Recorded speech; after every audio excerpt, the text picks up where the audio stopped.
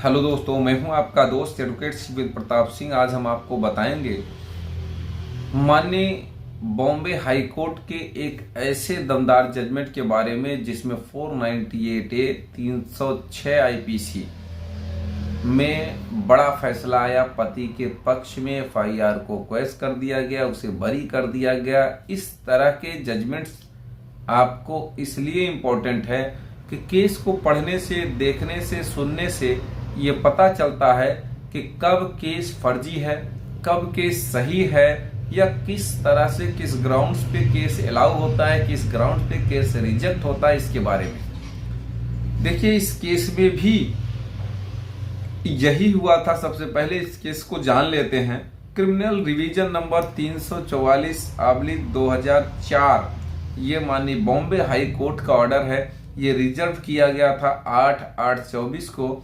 और ये ऑर्डर हुआ 23/9/2024 को। Namdev versus state of Maharashtra. इस केस में भी यही हुआ। पति और उसके परिजनों के ऊपर 498/306 की एफआईआर हो जाती है।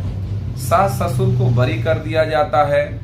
सास ससुर को राहत मिल जाती है, लेकिन पति जेल से नहीं छूटता है। पति इसलिए नहीं जेल से छूटता है और किन कारणों से, देखिए इस केस में यही हुआ था। पत्नी ने शादी के 2 साल बाद जहर खा लिया था, जिसमें पति जेल चला जाता है। अब शादी के 2 साल बाद जहर खाया, और वास्तव में किस कारण से जहर खाया। देखिए, चाहे कोई भी महिला हो, चाहे वो अपने से आत्महत्या करे या उसे मार दिया जाए, कुछ भी हो, अंत में होता यही है कि मायके वालों द्वारा पूरे परिवार पर एफआईआर दर्ज करा दिया जाता है। दहेज हत्या की, या आत्महत्या करने के लिए, या उकसाने के लिए, तमाम ऐसी धाराओं में एफआईआर दर्ज जब करा दिया जाता है तो 100% पति और उसके घर वाले जेल चले जाते हैं। अच्छा, अब जेल चले तो गए, राहत उन्हें कब मिलेगी? क्या उन्हें सजा हो जाएगी? क्या वो बाइज्जत बरी हो जाएंगे? तमाम चीजें फैक्ट पर निर्भर करती हैं। देखिए, जब पति जेल चला जाता है, सजा सुना दी जाती है, माता पिता को बरी कर दिया जाता है। ऐसे में पति अपील फाइल करता है, उसकी अपील रिजेक्ट कर दी जाती है। पति हाई कोर्ट जाता है सजा होने के बाद। तो पति का सीधे सी बात कहना था कि मेरी पत्नी 2 साल से कंसीव नहीं कर पा रही थी, हो सकता है इसके कारण उसमें आत्महत्या कर ली।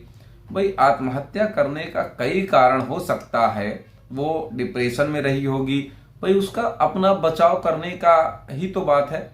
डायरेक्ट उसको ब्लेम तो करेगा नहीं व्यक्ति, अपना बचाव करेगा, कोई बात रखेगा ऐसी जिसको कोर्ट में वो प्रूव कर सके, या कोर्ट में समझ सके कोर्ट उस बात को कि हाँ ऐसा हो सकता है। पति का यही कहना था कि पत्नी ने कोई शिकायत पहले नहीं की। आज से 2 साल तक हम लोग का सब कुछ सही चला, कभी कोई प्रताड़ना हमने नहीं करी, या कभी कोई प्रताड़ना जैसी बात नहीं आई, कभी दहेज मांगने जैसी कोई बात नहीं आई, या मेरे खिलाफ पत्नी ने कभी कोई शिकवा शिकायत नहीं करी।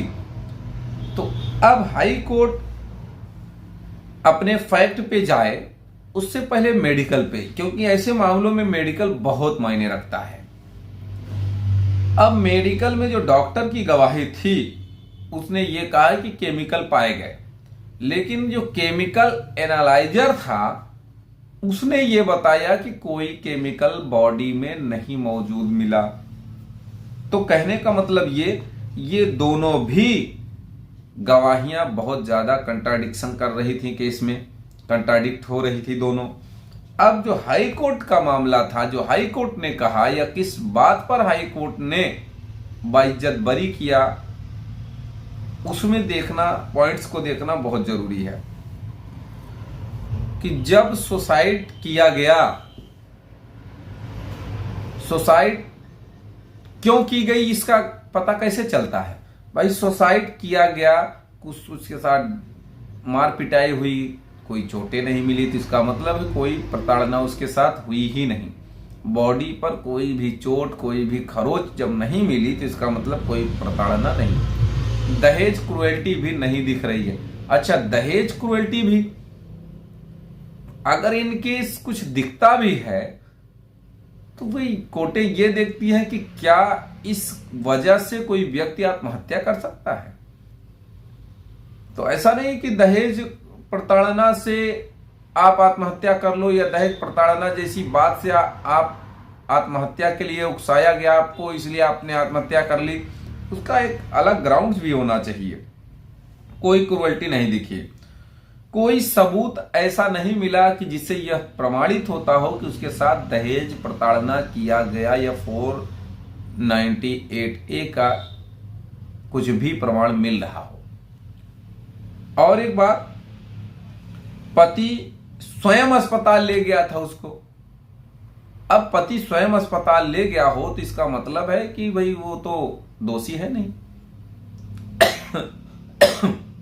तो इस तरह से पति की अपील को एक्सेप्ट किया गया, स्वीकार किया गया, अलाउ किया गया और उसे केस से बाइज्जत बरी किया गया। कोई सवाल शेष रह गया है तो स्क्रीन पर चल रहे नंबर पर फोन करके जानकारी ले सकते हैं। उम्मीद करता हूं, आशा करता हूं आज का यह वीडियो आपको बेहद पसंद आया होगा। अगर वीडियो पसंद आए तो वीडियो को लाइक करें, शेयर करें। YouTube channel CBN high court को जरूर सब्सक्राइब करें।